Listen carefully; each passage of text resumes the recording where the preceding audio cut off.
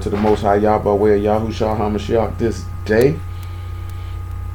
And John chapter 5 verse 39 says, "Search the scriptures, for in them you think you have eternal life, and they are they which testify of me. And you will not come to me that you might have life. I receive not honor from men, but I know you, that you have not the love of Elohim in you. If one came in his own name, him you will receive. I come in my Father's name, and you receive me not. And one will come in his own name, him you shall receive. How can you believe which receive honor one from another, and not the honor that comes from Elohim only?" Actually, James chapter 5. James chapter 5. Before 1 Kings 18. James chapter 5.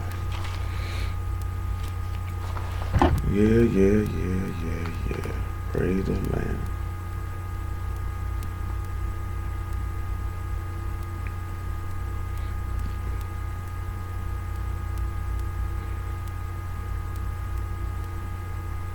Alright, James chapter 5. 5 and 17. It says, "Elijah was a man subject to like passions as we are. And he prayed earnestly that it might not rain. And it rained not on the earth by the space of 3 years and 6 months. And he prayed again, and Shamahim gave rain, and the earth brought forth her fruit." Now we're going to actually work our way backwards to zero in on this. He said it didn't give any rain, and then when it did, the earth brought forth her fruit. So we have to sit back and we need to look at that. Let's go back to 1 Kings 17 and let's look at when he made that prayer initially. Let's go revisit that.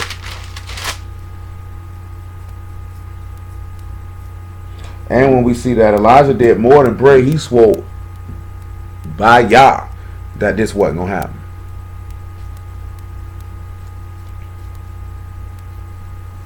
And it says, "Elijah the Tishbite, who was of the inhabitants of Gilead, said unto Ahab, As YAHUAH Elohim of Yasharal live, before whom I stand, there shall not be dew nor rain these years, but according to my word." He said it won't be no rain for this amount of time, but according to his word. So let's look at something in Hosea chapter 6. 6 and 1, I want to say no dew nor rain in these years, but according to his word. Matter of fact, we're going to back it up and do it like this. Go back to Mark chapter 1. Mark chapter 1, about verse 10. And then after Mark chapter 1, let's see which direction I want to take it. I just mentioned that one out loud because y'all know what that says. So yeah, Mark chapter 1, verse 10.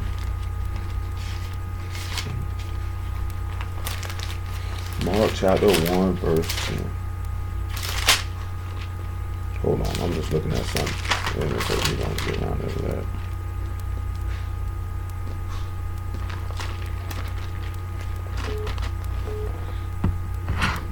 Alright, man.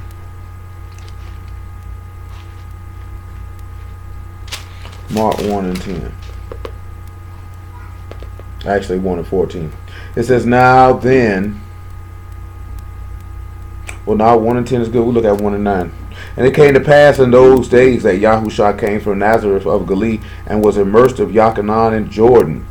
And straightway coming up out of the water, he saw the Shamahim open, and the Ruach like a dove descending upon him. And there came a voice from Shamahim, saying, Thou art my beloved Son, in whom I am well pleased. Immediately the Ruach drive him into the wilderness. And he was there in the wilderness 40 days, tempted of Hashatanas, and was with the wild beasts. And the Malachim ministered unto him." Now hold on. So our son just came to my head. Now, as I sit back and I look at it, and it says that he was driven into the wilderness and that he was with the wild beasts right after he had been immersed. Come over here to the book of Daniel real fast. It just clicked in my head, so we just gonna go look at it. Come over here to the book of Daniel, the 4th chapter.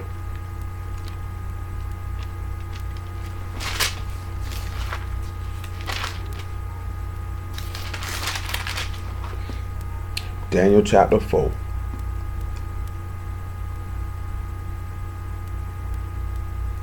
I'll say probably about verse 28. Actually, make it about verse 20. Well, actually 19. 4 and 19. Because we can't read everything. This is Daniel interpreting a dream for Nebuchadnezzar. Then Daniel, whose name was Belshazzar, was astonished for 1 hour, and his thoughts troubled him. The king spake and said, Belshazzar, not like the dream, nor the interpretation thereof trouble thee. Belshazzar answered and said, My master, the dream be to them that hate thee, and the interpretation thereof to thine enemies. The tree that thou saw, which grew and was strong, whose height reached unto Shamahim, and the sight thereof to all their rats, whose leaves were fair, and the fruit thereof much, and it was meat for all, under which the beasts of the field dwelt, upon whose branches the fowls of Shamahim had their habitation. It is thou, O king, that thou art grown and become strong, for thy greatness is grown, and reached unto Shamahim, and thy dominion to the end of the earth. Whereas as the king saw a watcher and a Kadesh one coming down from Shamahim, and saying, Hew the tree down and destroy it, let leave the stump of the roots thereof in the earth, even with a band of iron and brass, and the tender grass of the field, let it be wet with the dew of Shamahim, and let his portion be with the beasts of the field, till 7 times pass over him. Say, let his portion be with the beasts of the field, till 7 times pass over. This is the interpretation, O king, and this is the decree of the Most High, which is come upon my master the king, that they shall drive thee from men, and thy dwelling shall be with the beasts of the field, and they shall make thee to eat grass as oxen, and they shall wet thee with the dew of Shamahim, and 7 times shall pass over thee, till thou know that the Most High rule in the kingdom of men, and give it to whomsoever he will. Now let's go back to the book of Mark. The book of Mark says that Hamashiach was driven into the wilderness, and he was there 40 days. He was tempted of Hashatan, and he was there with the wild beasts. Just like as we see with Nebuchadnezzar being driven into the wilderness, and he's out there with wild beasts. And the purpose of it was to humble Nebuchadnezzar. And he said this would happen to him until 7 times passed over. So what do y'all think that anything possible that this 7 times passing over could be, especially considering what we just looked at Wednesday? Now Nebuchadnezzar's name means may Nebo protect the crown. Go to Isaiah chapter 46 and you can see who Nebo is. If you didn't know, you'll find out who Nebo is. He ain't nobody of any significance, I can tell you that. To make sure that's where he at. No, that ain't where he at. Isaiah 46 ain't where he at. Hold on 1 second. 1 second.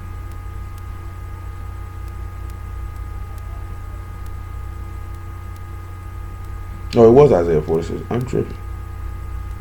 Get your Isaiah 46 and 1, and then Jeremiah 48 and 1. No, Isaiah 46 and 1. Nebo is an idol god. It's one of the gods of the Babylonians.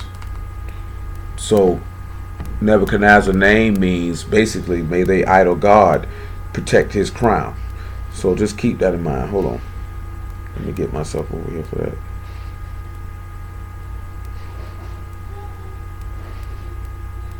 Nebo name means prophet, so just keep that in mind. It says that Nebo presided over the learning letters, and he corresponds to the Greek version of Hermes, the Egyptian version of Thoth, and the Latin version of Mercury. Nebo is also a city in Judah, where some of them came back from in exile, and it's also the name of the mountain where Moses died at, and that is in Jericho. Nevertheless, he say, but Baal bowed down and Nebo stooped. Their idols were upon the beasts and upon the cattle. Your carriages were heavy loading. They are a burden to the weary beast. They stoop, they bow down. Together they could not deliver the burden, but themselves are gone into captivity. Now just keep that in mind. We're going to look at something when they say heavy laden. We're just working towards something. Now we know that's Baal that says the master bows down, because when you look at Baal in that instance, and the prophet stoops. So when we sit back and we look at a prophet stooping, we need to find a word there. If I hit the right word, we might be able to do something. That word stoop means to bend down. And that word is karas, or to stoop, or to crouch, or to hunch, or to be humpbacked. And it says, your carriages were heavy laden. You were very, very heavy loading. And that word for heavy loading is to carry a load, or a mas. And he say, and they were a burden to the weary beast. When we look at this word weary, it is a yaf, and that's somebody who is faint, exhausted, weary, or thirsty. So when we also will look at the word burden too, and we're going to tie this in with a couple things. And that word burden is masa, and that is to lift, uplifting, to the which the soul lifts up, or basically a burden or carrying. So when we sit back and we look at that, how it tells you that the master bows down and then the prophet stoops, knowing that Nebuchadnezzar's name means the prophet that protects the crown, is basically what his name means. The prophet that protects the crown. We turn around, we sit back, and we look at how Mashiach is driven into the wilderness to dwell with wild beasts, just like Nebuchadnezzar is driven into the wilderness to dwell with wild beasts. And why did he say that he pushed him there? So that he would learn that the Most High gives the kingdom to whoever he wants to give it to. What did we look at when we read Wednesday with tying in a similitude with Naboth and the master being tempted by the adversary? The adversary offered the master all the kingdoms of the world, and he refused them. So when he was in this wilderness and he's been driven out here with these wild beasts, this is where he's getting the same understanding that Nebuchadnezzar is getting, that, that the Most High gives rulership to whomever he wants to give it. But also his name means the prophet has to protect the crown. So Mashiach also has to protect the throne that was swore unto him. Let's see why he had to protect it. Let's go back to 1 Kings chapter 11 and tie in some of this other stuff that we've been looking at for the last couple of weeks.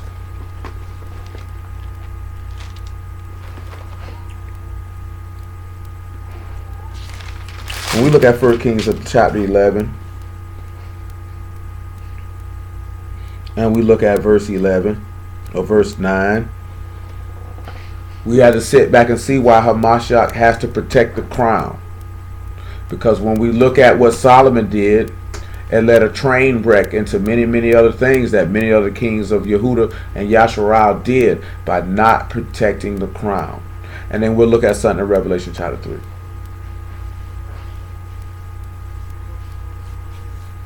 We still got to tie this all to make the stuff work in with Elijah too. We just taking the long way there. And Yahuwah was angry with Solomon because his heart was turned from Yahuwah Elohim of Yasharal, which had appeared unto him twice. And he commanded him concerning this thing, that he should not go after other gods, but he kept not that which Yahuwah commanded. Wherefore Yahuwah said unto Solomon, forasmuch as this is done of thee, and thou hast not kept my covenant and my statutes which I have commanded thee, I will surely rend the kingdom from thee, and will give it to thy servant. Notwithstanding in thy days I will not do it for David thy father's sake, but I will rend it out of the hand of thy son.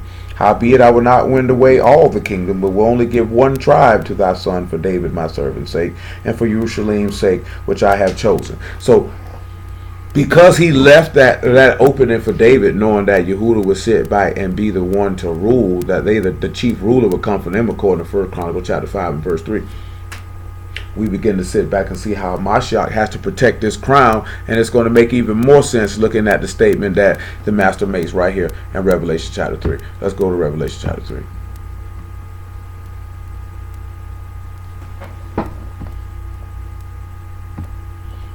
Hold on. Let me give you what that number is. I don't know it off the top of my head.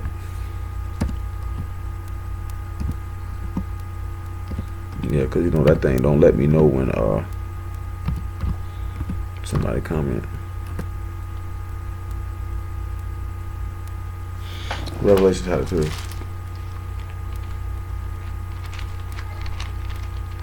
Passcode number still the same though. They changed that number so it'll stop charging, so it'll go back for being free. People who had T-Mobile networks, whether it be that or Metro, was having to pay because they had something going on. Let me make sure I got the right verse in Revelation chapter 3, what I want.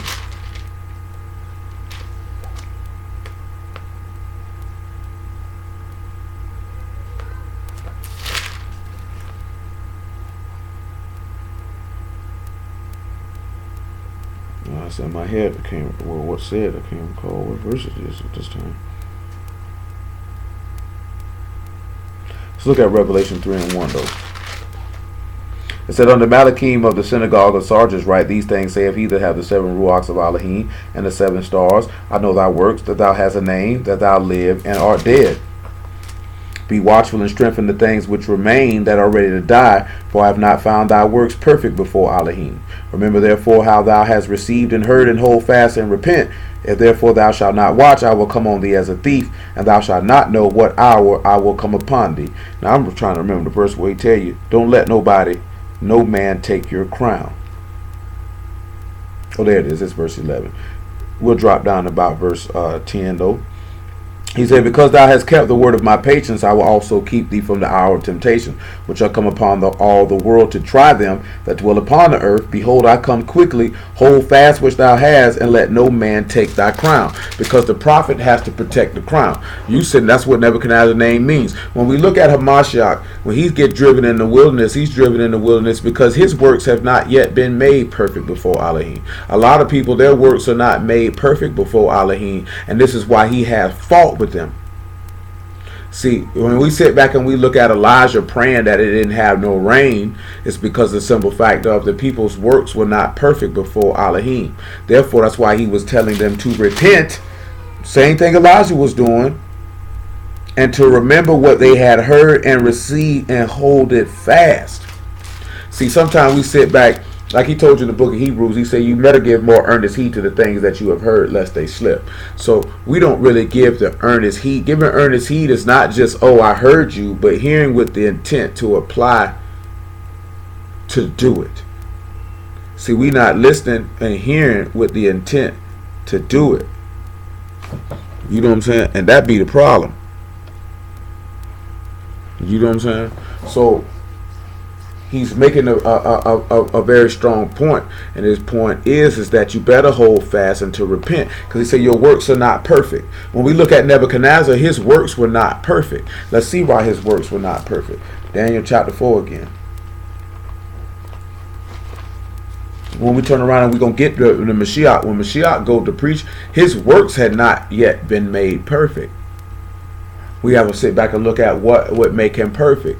Then we turn around and we'll see these things as we take it into why there was no rain during those 3.5 years, and then why did the earth bring forth her fruit after this man did what he did in order to make you perfect. But what we're looking at is the man who's protecting the crown. Nebuchadnezzar's name means Nebo protects the crown. The prophet protects the crown. We look at Hamashiach is the prophet that protected the crown. He protected the rulership and dominion in order for you to get rulership and dominion. This is what this goes back to what we were talking about a couple weeks ago when Hosea say, by a prophet you came up out of Mizraim, and by a prophet you were preserved, because a prophet has to protect the crown. Say the master bowed down and the prophet stooped or carried the burden.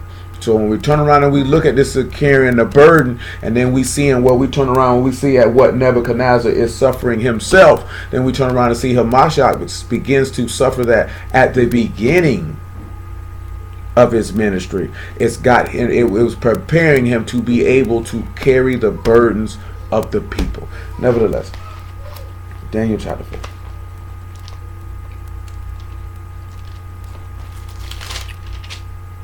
What do we want? Daniel 4, probably about verse 33. Make it 32 though.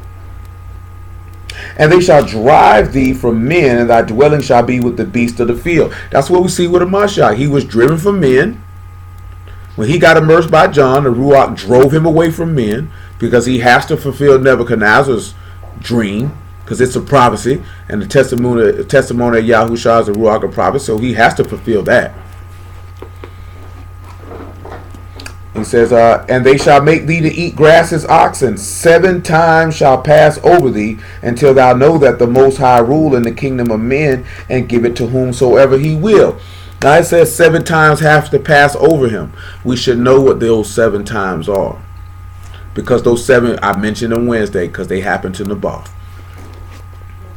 The same hour was the thing fulfilled upon Nebuchadnezzar, And he was driven from men and did eat grass as oxen, and his body was wet with the dew of Shamahim, till his hairs were grown like eagle's feathers, and his nails like bird's claws. And at the end of the days I, Nebuchadnezzar, lifted up my eyes unto Shamahim, and my understanding returned unto me. And I baruch the Most High, and I praise and honor him that lived forever, whose dominion is an everlasting dominion, and his kingdom is from generation to generation. All the inhabitants of the earth are reputed as nothing. He do according to his will in the army of Shamahim. Among the inhabitants of the earth, none can stay his hand or say unto him, what do thou? That's one of the things that we have to always remember. Can't none of you go to this man and say, why you doing what you're doing? Can't none of you stop him from doing what he want to do? You know what I'm saying? We get it in our mind. See, I can only imagine the things that were said about the prophets and preachers and teachers of old and the apostles and all of that. We can only imagine what they were said. I look at stuff that they say about me, and that junk just crazy all the way around the board. And it's all because people feel just like Ahab felt about Elijah. There comes my enemy, because that person is not necessarily saying the things out of their mouth that those people want to hear. You know what I'm saying? Because I guarantee you, if Elijah was saying the things that Ahab wanted to hear, he would have said, there goes my beloved brother. Brother, what word do you have for me? Do you have a word in due season for me? Yes, bring comfort and joy to my soul with the good words in which you speak.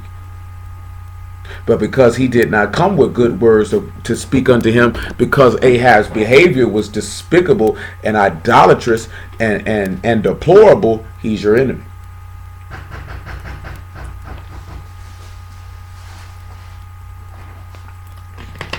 That's why the book say, he that despiseth not man but Elohim. That's really who Ahab was saying was his enemy, was Yahweh. He was saying Yahweh was his enemy. You can think he was speaking about Elijah, but he was speaking about the man whose son Elijah. Nevertheless, continuing on. And at the same time my reason returned unto me, and for the esteem of my kingdom and my honor and brightness returned unto me, and my counselors and my masters sought unto me, and I was established in my kingdom, and excellent majesty was added unto me. Now let's look at some of those words in that. I know we holding a lot. I'm trying to work it. Bear with me. Bear with me, please, people. Bear with me. Y'all willing, we making it all in a nice little bow. But some of this stuff should sound familiar. Some of the stuff we bring it to remembrance, and some not. When we look at the word for reason, that word is mandah, and it's an Aramaic word, and it's the power of knowing or knowledge or wisdom or intelligence. When he sit back and he say his brightness returned, I know I recall talking to y'all about that. That's his splendor, his cheerfulness, or his countenance. That's another Aramaic word. A lot of words in Daniel are in Aramaic. And when we look at excellent majesty, because that's what they were speaking in that period. And we look at greatness in its review. Then we look at verse 37. And now I, Nebuchadnezzar, praise and extol and honor the Malak of Shamahim, all whose works are truth and his ways are judgment. Those that walk in pride he is able to abase. Hello? Alright. So he say anybody who walks in pride he is able to abase. When we turn around and we look at something, we have to make a key component of what a lot of brothers misunderstand. Whether we look in Ezekiel 28, whether you look in Isaiah 14, certain places what they think are talking about the adversary, they're talking about Mashiach, and they say, see, this can't be Mashiach because it said he was proud. They're not understanding and knowing that is how the people viewed Yahushua. They viewed him as a proud man because of the statements that he was making. You know what I'm saying? I didn't talk about it earlier, and I said this to y'all before, right? Confidence can be viewed as arrogance and pride to people who don't have it. Do you know what I'm saying? When your confidence enters a room full of insecure people, now your confidence has turned into arrogance or narcissism or cockiness or rudeness. All of these things, because these people are projecting their fears and their insecurities and their lack onto you, because this is how they feel about themselves. You know what I'm saying? It's really a defense mechanism. They're trying to kick off what they feel about themselves. That's what people do. People project their fears and their issues on you. You know, some people are cocky and narcissistic and proud and arrogant. You know what I'm saying? Some people are that way. But someone who is confident is just somebody who is secure in themselves and can care less what anyone has to think or say about them. They're going to continue to be themselves. Confidence is really kind of silent. It's not something that anybody got to do. You can just tell someone who is confident in themselves. When you look at Mashiach, it bears witness in Psalm 16. It said that he knew that he would not suffer his Kadesh one to see corruption. Yahushua was very confident in the fact that he knew that he was going to resurrect from the dead. Yahushua was very confident in the fact to tell them him and his father was one. Yahushua was very confident to tell these people, he said, Yahuwah said unto my master, sit on my right hand. He said, if David called him master, then how could he be his son? This is the confidence that Yahushua had. Why? Because as Paul said in Ephesians, he said, let me speak the word of Elohim boldly as I ought to speak, because I ought to be confident in it. That's why he told you that he did not give us the ruach of fear, and perfect love cast out fear, because fear have torment. You can't have that level of confidence and have fear in you. You know what I'm saying? Confidence can be fostered. You know what I'm saying? You can be nurtured into having confidence even after you come of age. It's definitely better if you have that type of nurturing environment as a child. You know what I'm saying? To have a firm and solid belief in yourself. You know what I'm saying? A lot of times now lately, everybody been looking at these pre-fight press conferences with these two gentlemen. Of course, they're putting on a show to cause you to buy tickets. You know what I'm saying? Let's not get it twisted.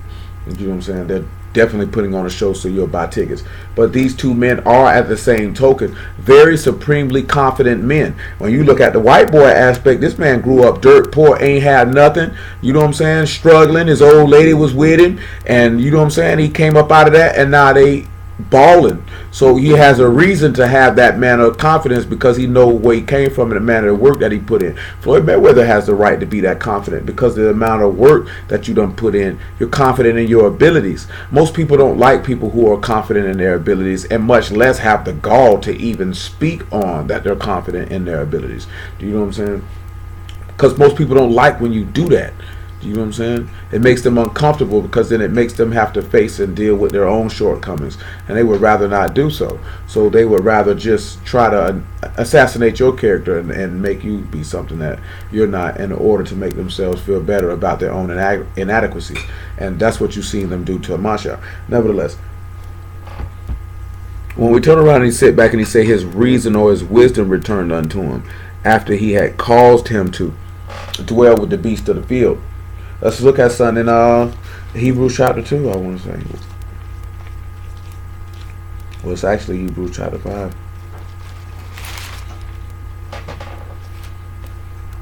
I know we still got 1 Kings 17 and Isaiah 46 and Mark chapter 1.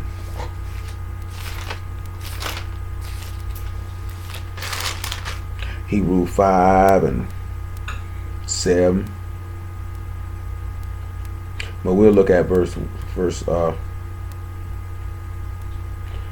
though. He said, who can have compassion on the ignorant and on them that are out of the way? For he that himself also is compassed with infirmity.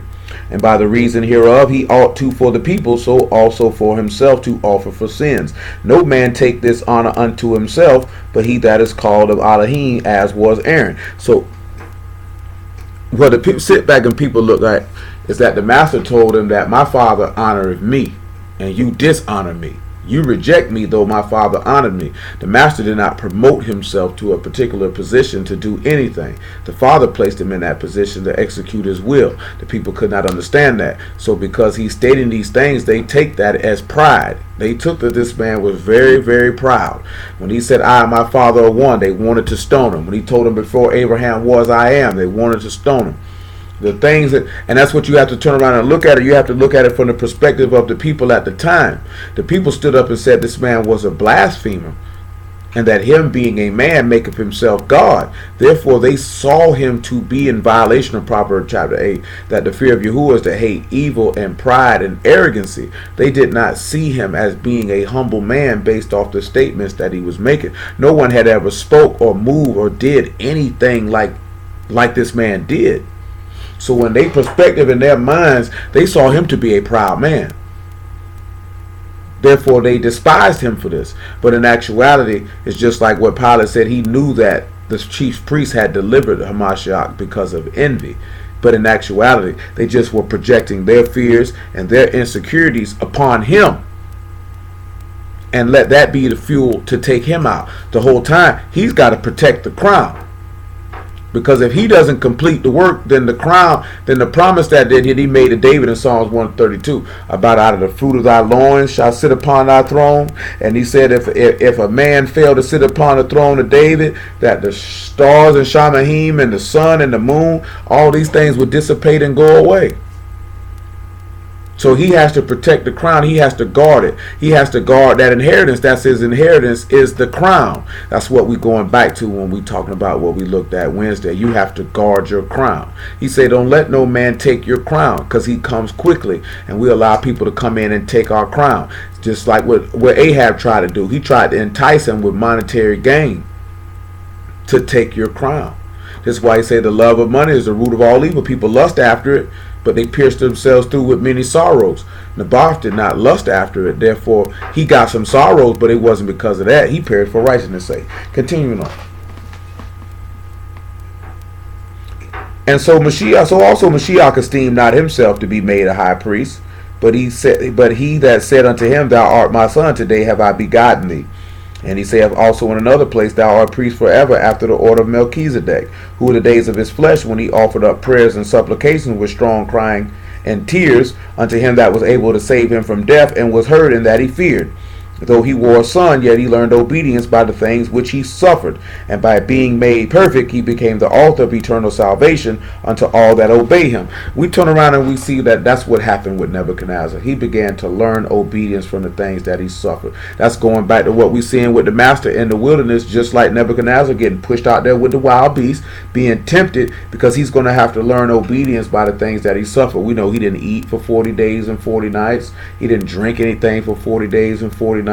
And this was the beginning of him learning obedience, that he might know that Yah gives the kingdom to who he want to give it to, which is one of the reasons, again, why I mentioned we see this man offering him the kingdom and Yahushua turning it down, understanding and knowing that he has to protect the crown. See, Nebuchadnezzar didn't understand that he had to protect the crown. Let's go back to Isaiah chapter 46 and finish that out so we can get back to the main key point of the day.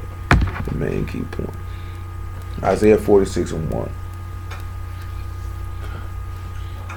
So when we look at Baal bowing down, that's the master bowing down, and Nebo stooping or crouching, that is the prophet crouching. He said their idols were upon the beasts and upon the cattle. Your carriages were heavy laden, they are a burden to the weary beast. They stoop, they bow down together, they cannot deliver the burden, but themselves are gone into captivity. So let's turn around and sit back and look at it. And Mark chapter 14. Let's see if the master bent down. Let's see if the master prophet. Matter of fact, let's establish that he is a prophet and that he is the master. Let's establish that first. Let me see, man. John chapter 7 and then John chapter 4. John 7:37.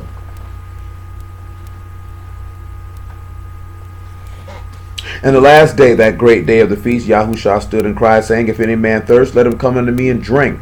He that believe on me, as the scripture hath said, out of his belly shall flow rivers of living water.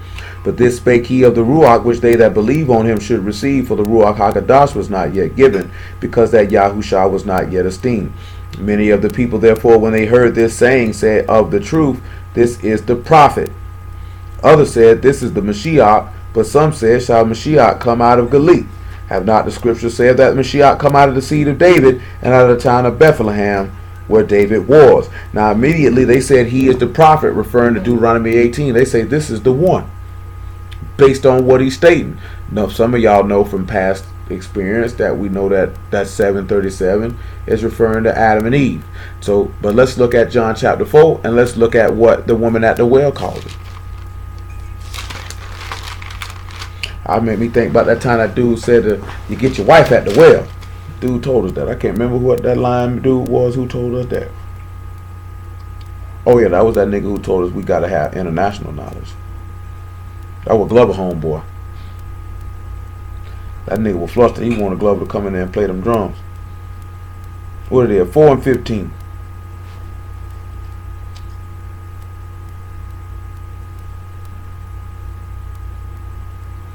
It says, the woman saith unto him, Sir, give me this water that I thirst not, neither come hither to draw. Yahushua said unto her, Go and call thy husband and come hither. The woman answered and said, I have no husband. Yahushua said unto her, Thou hast well said, I have no husband, for thou hast had 5 husbands, and he whom thou now hast is not thy husband, and that said thou truly. The woman saith unto him, Sir, I perceive that thou art a prophet. Our fathers worship in this mountain, and you say that in Jerusalem is the place where men ought to worship. Yahushua saith unto her, Woman, believe me, the hour come when you shall neither in this mountain nor yet at Jerusalem worship the Father. You worship you know not what. We know what we worship, for salvation is of the Yahudim. Now she says, Sir, I believe you are a prophet. Based on his statements by saying, you know what, you absolutely right. You certainly don't. He's certainly not your husband, and you done had 5 more before this one. So she been moving around, boy. That's one of the instances what the brother was talking about. Do people really genuinely love people like they say they do? Because that's a lot of men to be with. And for you to say you love them all, I know all them niggas ain't die. You know what I'm talking about? 5 times?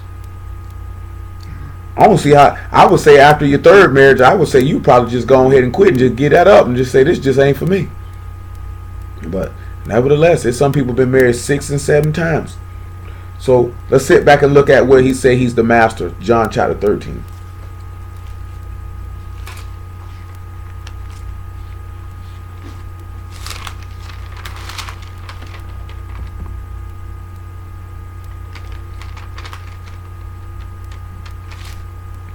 John chapter 13. Hang on, I'm looking at the verse 12, I think. So after he had washed their feet and taken his garments and was sat down again, he said unto them, Know ye not that I have done to you? Know ye what I have done to you? You call me master and Lord, and ye say, Well, for if I then your Lord and master have washed your feet, you also to wash one another's feet. For I have given you an example that you should do as I have done to you. Truly, truly, I say unto you, the servant is not greater than his master, neither he that is sent greater than he that sent him. And if you know these things, happy are ye if you do them. Now we just establishing that he's Bel and Nebo. That's all we really just establishing. Not that he's literally these 2 idols, but the representation of these 2 idols in this particular verse. He said when they stoop and bow down together, they can't deliver the burden. But let's look at something that the master said, so we don't have anybody thinking this is a contradiction and when these things are supposed to happen. Matthew chapter 11 and verse 28. Because while he was alive, he couldn't deliver these burdens. He had to actually give his life down for that. And though he couldn't deliver these burdens, he went into captivity, just like it says. But they themselves have went into captivity. The master prophet, the master teacher, has went into captivity.